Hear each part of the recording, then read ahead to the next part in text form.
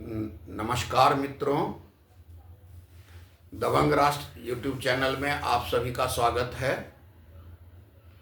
आज हम जो है वो हाल ही में नरेंद्र मोदी जी का 12 साल पूरा हुआ है कार्यकाल का, तो आज मैं उनकी कुछ उपलब्धियों के बारे में चर्चा करेंगे। जैसा कि आप जानते हैं कि 26 मई 2014 से जो है भारत में स्वर्णिम युग शुरू हुआ।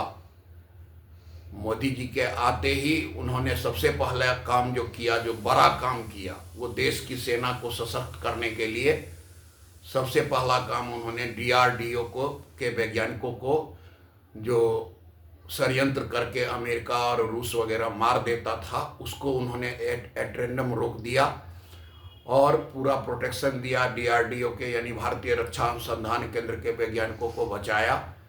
आज उसका परिणाम है, सुखद परिणाम है कि 50,000 करोड़ रुपए का इस 12 साल के अंदर उपलब्धि है भारत सरकार की, कि 50,000 करोड़ रुपए की सैनिक सामग्री यानी हथियार वगैरह, रडार वगैरह हम लोगों ने जो है विदेशों को बेच दिया, ऑलरेडी बेच दिया।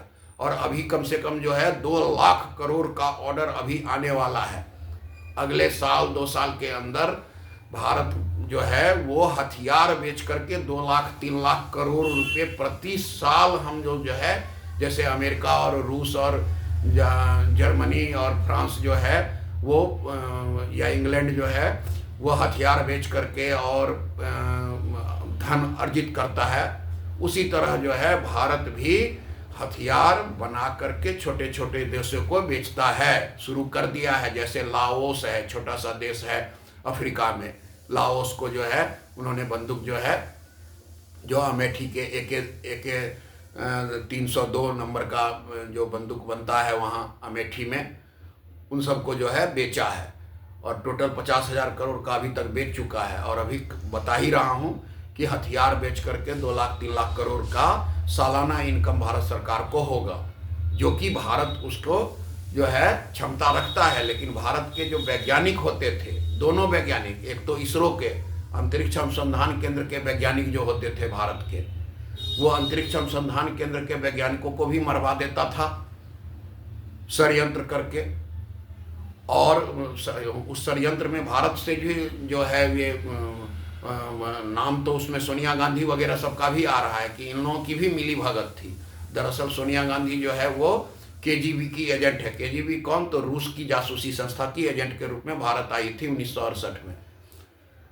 और यही कारण है कि हमारे 197 वैज्ञानिक मारे गए और उन पर में ढंग से कोई जांच भी नहीं हुआ, ना ही उसका पोस्टमार्टम हुआ। ये सब कहानी बहुत पुरानी है। अभी फिलहाल जो तरक्की कर रहा है वो जानिए कि भारत अब सुखद ये है आश्चर्य कि हथियार स्वयं बना करके भारत विदेशों को बेचना शुरू किया है।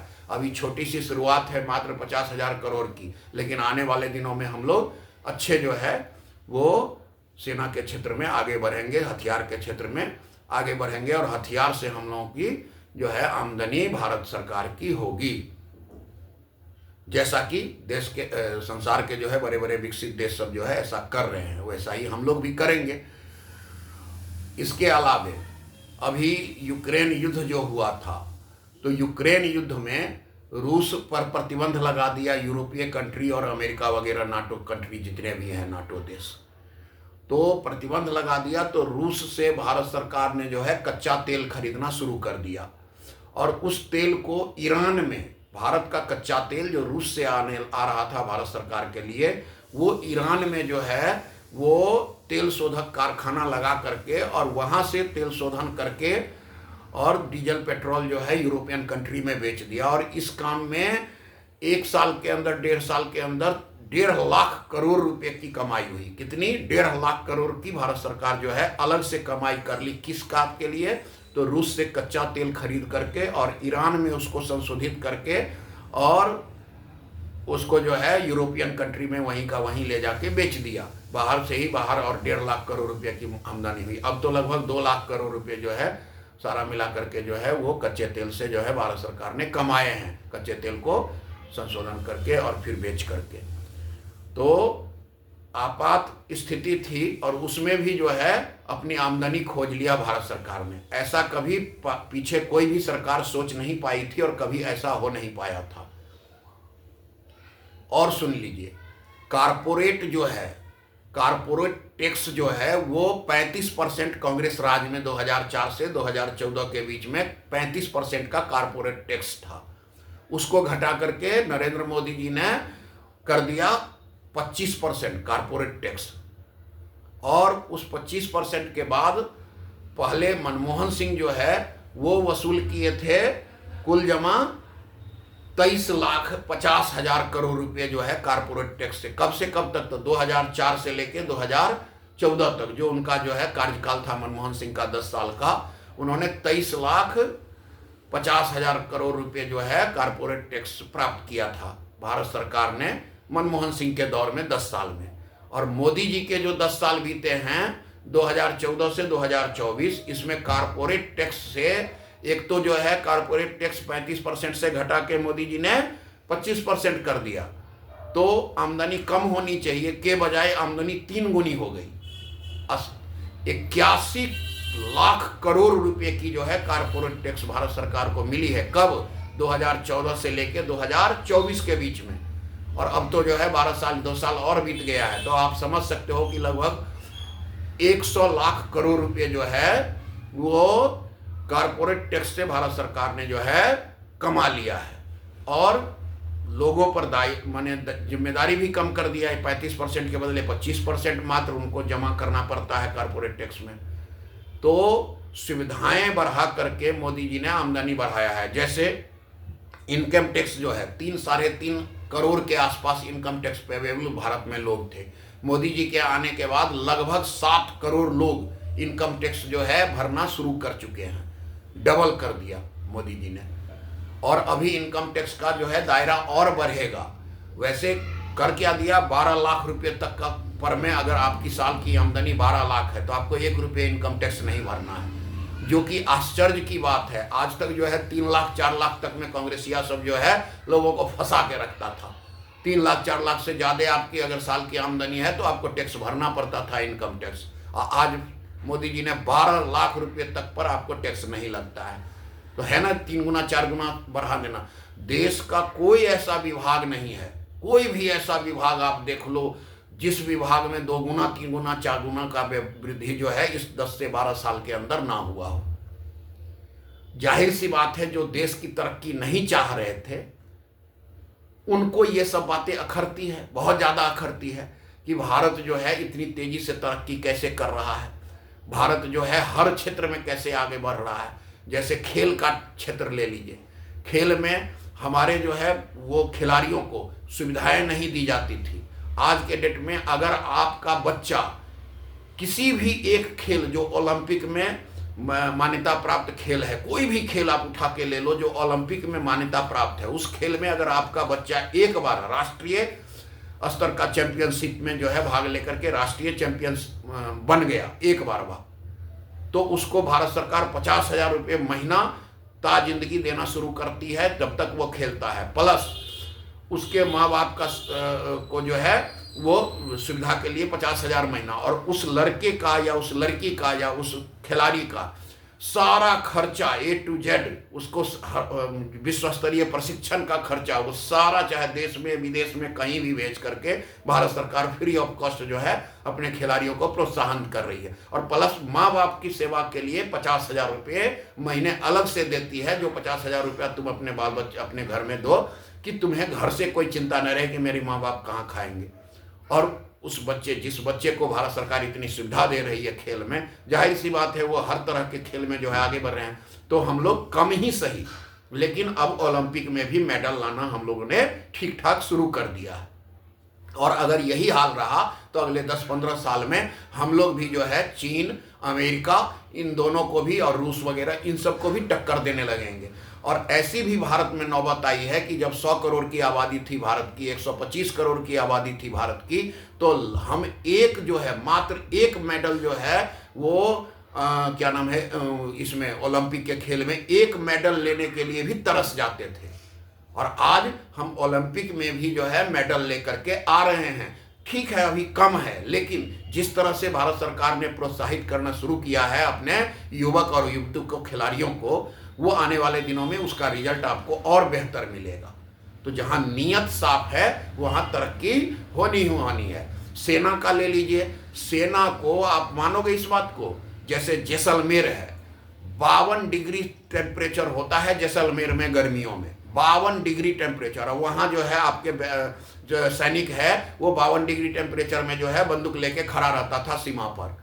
अब मोदी जी ने जो है जगह जगह जो है वो एयर कंडीशन का जो है केबिन बना करके शीशे से बंद करके जो है उनको दिया गया है, बुलेट प्रूफ जो है केबिन। और उस केबिन में एसी चलता रहता है, आराम से वो अंदर बैठते हैं, पानी वानी की व्यवस्था रहती है, और वहाँ से जो है वो बड़े बड़े कैमरा लगा करके निगरानी करते हैं। और ये सिर्फ जैसलमेर की बात नहीं है, ये हर जगह जहाँ भी बहुत ज़्यादा गर्मी पड़ती है वहाँ एसी लगा करके केबिन बना करके जो है सैनिकों को दिए हैं। ये सब बातें आपको किसी भी न्यूज़ चैनल पर जल्दी नहीं बताएगा, क्योंकि पॉजिटिव बात है ना, देश की तरक्की का बात है। ये तो सेना में जो लोग काम करते हैं, जिनको सुविधा बढ़ाया है मोदी जी ने, वो लोग स्वयं अपने जो है ट्विटर हैंडल पर या फेसबुक पर में जो उन्होंने कंटेंट्स लिखा, मैं उसको पढ़ के आपको बता रहा हूँ। और सुन लीजिए, पहले सेना को जो है वो खाने पीने के लिए जो है सब्जी वगैरह 8-8 दिन 10-10 दिन पुराना सब्जी सड़ा गला सब जो है मिलता था।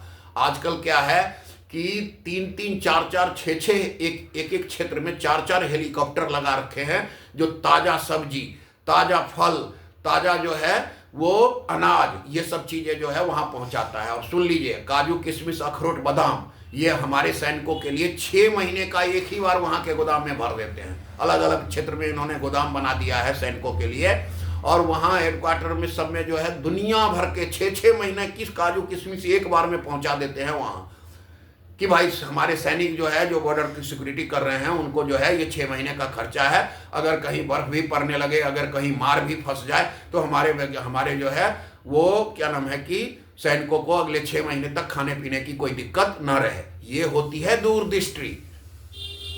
भारत में और भी तो थे प्रधानमंत्री, कहाँ ऐसी सोच रखते थे। और ये सब बातें आपको गलती से भी कोई भी चैनल, ये इतने सारे जो सैकड़ों चैनल आप लोग रोज देखते हो, चिल्लाते रहते हैं बिना मतलब के विषय सब पर में, वो सब चैनल इस तरह की बातें कभी नहीं कहेगा आपको, कभी उत्साह आपको बढ़ाने वाला काम नहीं बताएगा आपको। तो मोदी जी से हम आज तक जीवन में कभी नहीं मिले, लेकिन कायल क्यों है? क्योंकि कोई ऐसा विषय नहीं बचा है, कोई ऐसा क्षेत्र नहीं बचा है भारत सरकार का या राज्य सरकार का जिसमें मोदी जी जो है अच्छा ना करके दे रहे हैं। अब सुन लीजिए, एक और कहानी आपको बता रहा हूं। नई दिल्ली का रेलवे स्टेशन है, अश्विनी वैष्णव जो है वो अभी रेल मंत्री हैं। तो अश्विनी वैष्णव जो है वो वहाँ नई दिल्ली रेलवे स्टेशन को तोड़ करके बढ़िया जो है बनाने की योजना है। तो उन्होंने 3-4 जो है नक्शा बना करके मोदी जी के पास ले गए। कौन? रेल मंत्री अश्विनी वैष्णव। मोदी जी ने सबको रिजेक्ट कर दिया। क्यों रिजेक्ट कर दिया? क्योंकि मोदी जी का विजन बड़ा था। बड़ा ये था कि देश की राजधानी है दिल्ली, 1-1 इंच जमीन का यहाँ जो है दिक्कत आ रहा है, वो भी नई दिल्ली एरिया में। तो जो है आप समझ सकते हो नई दिल्ली रेलवे स्टेशन पर।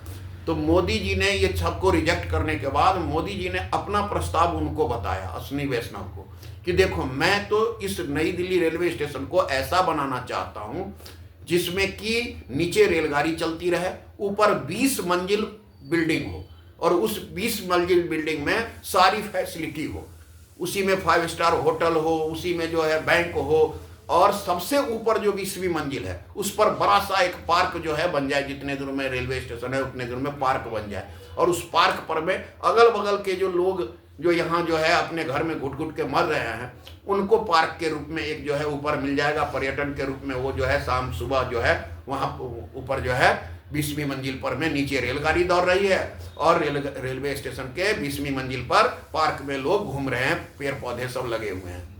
इतनी बड़ी सोच आपको लगता है कि सामान्य आदमी के बस की है? सामान्य आदमी के बस की नहीं है कि जो इतनी बड़ी सोच रखे। और ये मैं सुनी सुनाई बात नहीं, ऑथेंटिक बात जो कि अश्विनी वैष्णव ने स्वयं जो है शेयर किया इस पर में क्या नाम है कि सोशल मीडिया पर, वो मैं बता रहा हूँ आपको। तो मोदी जी के विजन में कोई शक नहीं रहा है, इसीलिए जो है 7-8 राज्य मात्र बच गया है भारत में जिसमें भाजपा की अब सरकार नहीं है। बाकी सब राज्य में जो है भाजपा की सरकार आ गई। आपको ये आश्चर्य नहीं लगता है कि जो डोनाल्ड ट्रंप है, आज तक का रिकॉर्ड है पिछले 70-80 साल 90 साल में जो है, कभी भी जो है अमेरिका भारत के किसी राज्य के चुनाव के बारे में अमेरिका के राष्ट्रपति भारत के प्रधानमंत्री को फोन करके बधाई दे, ऐसा आज तक कभी रिकॉर्ड में नहीं हुआ। डोनाल्ड ट्रंप ने बंगाल के विजय के बाद जो है, भाजपा जो जीती है इतना, तो डोनाल्ड ट्रंप ने जो है मोदी जी को बधाई दिया फोन करके कि आपने जो है बंगाल जीत लिया। क्यों दिया? क्योंकि ग्रेटर बंगाल बनाने की इनकी योजना थी, अमेरिका की, उस पर वो काम कर रहे थे। उसमें जो है वो ममता बनर्जी भी शामिल थी, लेकिन मोदी जी इंटेलिजेंस ब्यूरो को लगा करके ये 10 साल से सारी कहानी जान रहे थे, और इसीलिए उन्होंने जो है 356 धारा नहीं लगा करके ममता बनर्जी को भगाया नहीं था। क्यों? क्योंकि पब्लिक जागे, पब्लिक ममता बनर्जी को स्वयं देखे और उसको जो है इलेक्शन में जो है हरा करके भेजे, और इलेक्शन में हरा करके ममता बनर्जी को जो है लात मार करके पब्लिक ने भगा दिया। परिणाम, अमेरिका को अखर गया ये बात कि मेरा जो योजना था ग्रेटर बांग्लादेश बनाने का, वो मेरा स्वप्न खत्म हो गया। तो उसने जो है व्यंग के रूप में मोदी जी को बधाई दिया था कि उसका एक मिशन था जो खत्म हो गया। आज तक कभी आपने सुना था कि अमेरिका के जो जासूसी संस्था CIA है, उसके एजेंट को भारत ने जो है यहां से पकड़ लिया? कहां से? यहां मणिपुर में वो जो है होटल में ठहरा था, वहां से उठा लिया। उतना ही नहीं, बांग्लादेश में एक जो है अमेरिका का CIA का एजेंट था, भारत सरकार ने अपनी अज्ञात वीर को भेज करके उसको होटल में ही वहीं निपटा दिया, बांग्लादेश में मार दिया।